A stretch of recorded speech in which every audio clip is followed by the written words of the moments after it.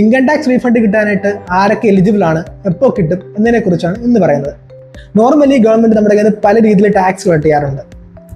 നമ്മളിപ്പോൾ ഒരു കൺസൾട്ടന്റോ അല്ലെങ്കിൽ ഒരു പ്രൊഫഷണൽ സർവീസോ കൊടുക്കുന്ന ആളാണെന്നുണ്ടെങ്കിൽ നമുക്ക് കിട്ടുന്ന സർവീസിന്റെ ഇൻകത്തിന് ഒരു ടാക്സ് കട്ട് ചെയ്തായി നമുക്ക് എമൗണ്ട് കിട്ടുന്നത്.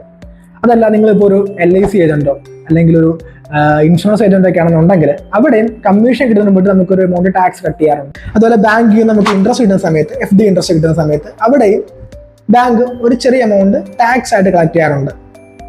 അതല്ല നിങ്ങളിപ്പോൾ 10 ലക്ഷം രൂപയ്ക്ക് മുകളിൽ ബേസ് വാല്യൂ ഉള്ള ഒരു മോട്ടോർ വെഹിക്കിൾ എടുക്കുന്ന സമയത്ത് നമ്മൾ 1% ടാക്സ് എമൗണ്ട് കൊടുത്തിട്ടാണ് വണ്ടി എടുക്കുന്നത്. പിന്നെ നമ്മൾ ഇന്ത്യക്കുള്ളിലേക്ക് ഫണ്ട് ട്രാൻസ്ഫർ ചെയ്യുന്ന സമയത്ത് അവിടെയും ചില കേസുകളിൽ ടാക്സ് കളക്ട് ചെയ്യാറുണ്ട്. ഈ കളക്ട് ചെയ്യുന്ന ടാക്സ് നമുക്ക് തിരിച്ചു കിട്ടുമോ? ഇന്ത്യയിൽ ടാക്സ് അടയ്ക്കേണ്ടി വരുന്നത് ഒരു വർഷം 2024-25 സാമ്പത്തിക വർഷം ഒരു വർഷം 7 ലക്ഷം രൂപയ്ക്ക് താഴെയാണെന്നുണ്ടെങ്കിൽ അവിടെ ടാക്സ് അടയ്ക്കേണ്ടി വരുന്നില്ല.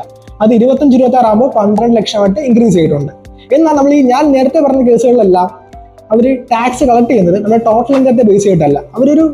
ഒരു മിനിമം എമൗണ്ട് ലിമിറ്റ് കഴിയുമ്പോൾ അത് ടാക്സ് കളക്ട് ചെയ്യും. ഈ കേസുകളിൽ നമ്മൾ ടോട്ടൽ ഇൻകം ഈ പറയുന്ന 7 ലക്ഷമോ അല്ലെങ്കിൽ 12 ലക്ഷമോ ലിമിറ്റ് ക്രോസ് ചെയ്തില്ല എന്നുണ്ടെങ്കിൽ ഈ കളക്ട് ചെയ്ത ടാക്സ് എല്ലാം തന്നെ നമുക്ക് റീഫണ്ട് ആയിട്ട് നമ്മുടെ അക്കൗണ്ടിലേക്ക് തന്നെ വരുന്നതായിരിക്കും. പിന്നെ നമ്മൾ ആകെ ചെയ്യേണ്ടി വരുന്നത് കൃത്യമായിട്ട് പ്രോപ്പറായിട്ട് റിട്ടേൺ ഫയൽ ചെയ്യുക എന്നുള്ളതാണ്. ഇൻകം ടാക്സ് റിട്ടേൺ ഫയൽ ചെയ്യുക എന്നുള്ളത് എല്ലാ വർഷവും ജൂലൈ 31 ആണ് normally income tax due date വരുന്നത്. നമ്മൾ ആ സമയമാകുമ്പോൾ കൃത്യമായിട്ട് ആ പ്രോപ്പറായിട്ടുള്ള ഫോമിൽ നമ്മുടെ ഡീറ്റെയിൽസ് എല്ലാം പറഞ്ഞുകൊണ്ട് ടോട്ടൽ ഇൻകം എത്രയാണോ അതെല്ലാം ഡിക്ലെയർ ചെയ്തുകൊണ്ട് നമ്മുടെ ബാങ്ക് അക്കൗണ്ട് ഡീറ്റെയിൽസും പ്രൊവൈഡ് ചെയ്തുകൊണ്ട് റിട്ടേൺ ഫയൽ ചെയ്യണമെന്നുണ്ടെങ്കിൽ ഈ എമൗണ്ട് കൃത്യമായിട്ട് റീഫണ്ട് വരുന്നതായിരിക്കും.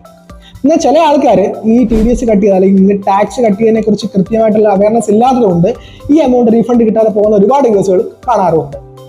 അതുകൊണ്ട് നിങ്ങൾ റീഫണ്ടിന് എലിജിബിൾ ആയിട്ടുള്ള ആളാണെന്നുണ്ടെങ്കിൽ ഡ്യൂ ഡേറ്റിന് മുന്നേ തന്നെ റിട്ടേൺ ഫയൽ ചെയ്ത് റീഫണ്ട് മേടിക്കാനായിട്ട് ശ്രമിക്കുക.